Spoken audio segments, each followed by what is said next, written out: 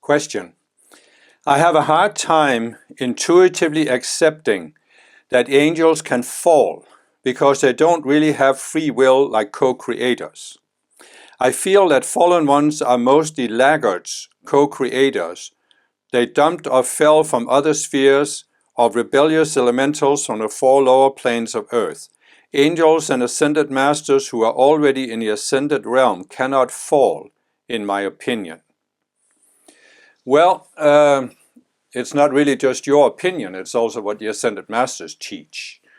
But I understand why this can be very confusing to many people. It was actually very confusing to me. And the reason why it's confusing is the use of the word angels in connection with fallen. What the masters have done through me consistently from a certain point is to talk about fallen beings. In the very beginning they talked about fallen angels because that's how it was talked about in the previous dispensation called the Summit Lighthouse, and also in the I Am movement, and even going back to Theosophy. So, so in order to get over the confusion, I had to really wrestle with this, and I know many other Ascended Master students who have wrestled with it. But the real thing that resolved it for me was this teaching that has been given by the Ascended Masters through me about the different spheres. And I described this in my video about how the world was created. So you can watch that video. But the essence of the teaching is that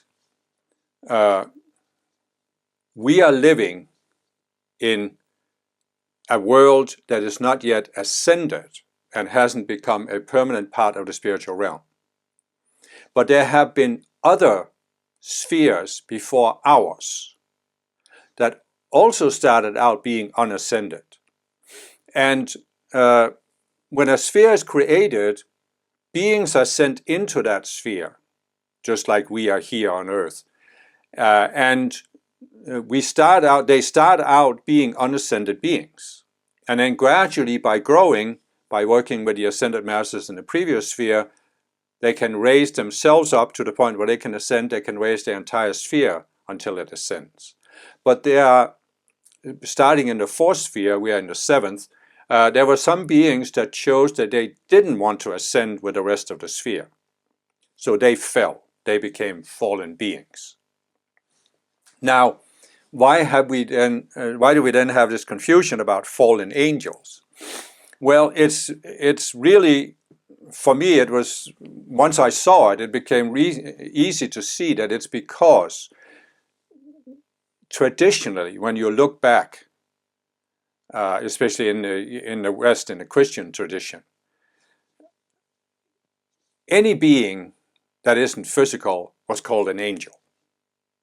You know, you look back in the Christian religion, even going back to the Old Testament, the image we get is that up there in heaven, there's God and there's angels. And so angels has become some of this sort of a ubiquitous term, a catch-all phrase for any being that's beyond the physical. There can also be demons in a lower realm, but anybody in a higher realm, that's, you know, angels. And because there wasn't this distinction, that there had been previous worlds that were not ascended, it could only be understood that they were angels that fell. And of course you have in the Old Testament, well, not in the Old Testament, you have the book of Enoch, which isn't included in the official Bible. But the book of Enoch talks about fallen angels, and you can look that up on the internet and find a lot of material on it. You also have the book of Revelation, which is in the New Testament, that also talks about Lucifer fell from heaven. But see, Lucifer didn't fall from heaven, if by heaven you mean the spiritual realm. Lucifer fell in a previous sphere. But if you look at this from our perspective in this unascended sphere, the previous sphere is now part of the spiritual realm. It's just that when Lucifer fell, it wasn't. It hadn't yet ascended. So that's the whole for me, was the key to resolving this paradox or contradiction, that it wasn't angels that fell in the sense that they were perfect beings. Now, you can say, if you want to go into the nitty-gritty of it, that, as I've explained in many videos, our sphere has 4 levels. There's the purely physical, the emotional, mental, and identity realm. And there are beings who were originally created to embody in the identity realm and not go below it. Some were created to embody in the mental and not go below it. Some in the emotional and not go below it. And some in the physical. So it is possible that beings in the identity realm, for example, can choose to descend in consciousness, and therefore they can be said to fall. But they, and you could say, if you want, that these beings were not created as human beings to take embodiment. They were created as angels, if you want to use that term, again, for any being who's in a higher realm than purely physical. So then again, you can get into a complexity there. But as I understand it, even the beings who were created to embody in the emotional, well, nonsense, in the identity realm, they don't fall until our entire sphere ascends. So they aren't technically fallen beings until the sphere ascends. That's what I explained in my video about how the world was created. So really, the term fallen angels is unfortunate to begin with. But it's again, as the masters explain, what they're giving is progressive revelation. So at any given time, they have to look at what are people open to, what can they deal with. And the masters have actually explained that in the 1800s, they were to some degree using the whole spiritualist movement, where people would sit around these tables in a dark room and have these seances where they were trying to connect to any kind of spirit. Sometimes they saw it as dead ancestors, but any kind of spirit. And the masters, ascended masters, were using this to soften up this very materialistic consciousness that was starting to spread, that there's nothing beyond the material world. And then one of the next movements they worked with was the Theosophical Society and Madame Blavatsky. And that the teaching given there was given for a certain level of consciousness. People were in a certain state of consciousness. Actually, if you, a number of years ago, I read a book called HPB, which is a biography of Madame Blavatsky. And when reading this book, it became very clear to me that she was in a very specific state of consciousness. And I'm not trying to say this to criticize, because her state of consciousness was representative of what many people were in at the time. And that's why she could be used to bring forth this teaching. And then you go to the next movement, the I Am movement in the 1930s, which also was giving teachings for a certain level of consciousness, as I've explained before, more of this magical thinking that the masters are like the wish-fulfilling God. And then you step up to the Summit Lighthouse, which was a higher level of teaching. But the Summit Lighthouse was still building on what was given earlier, and therefore it had also that concept of fallen angels. And from the moment I heard that, it just didn't make sense to me. How can beings in the spiritual realm fall? And as I said, through me, the Ascended Masters have given some more advanced teachings about this, which is again part of progressive revelation, where they talked about the previous spheres. And that beings can fall in an unascended sphere, because there comes that point where the sphere is ready to ascend, because the vast majority of the beings in that sphere are ready to ascend.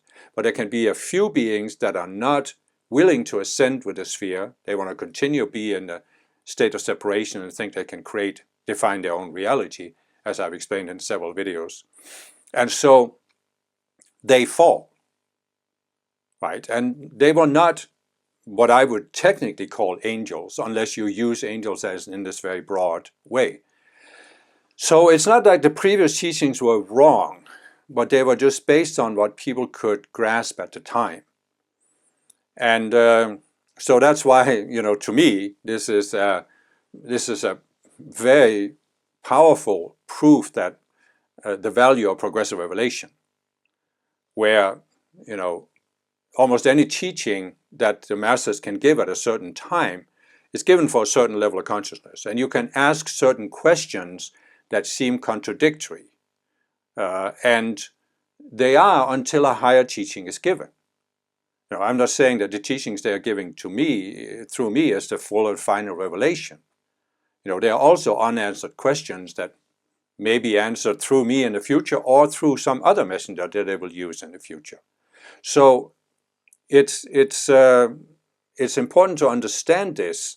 Progressive revelation is adapted to people's levels of consciousness, and there is no full or final or absolute revelation that has been given or will be given as long as the Earth is an unnatural planet.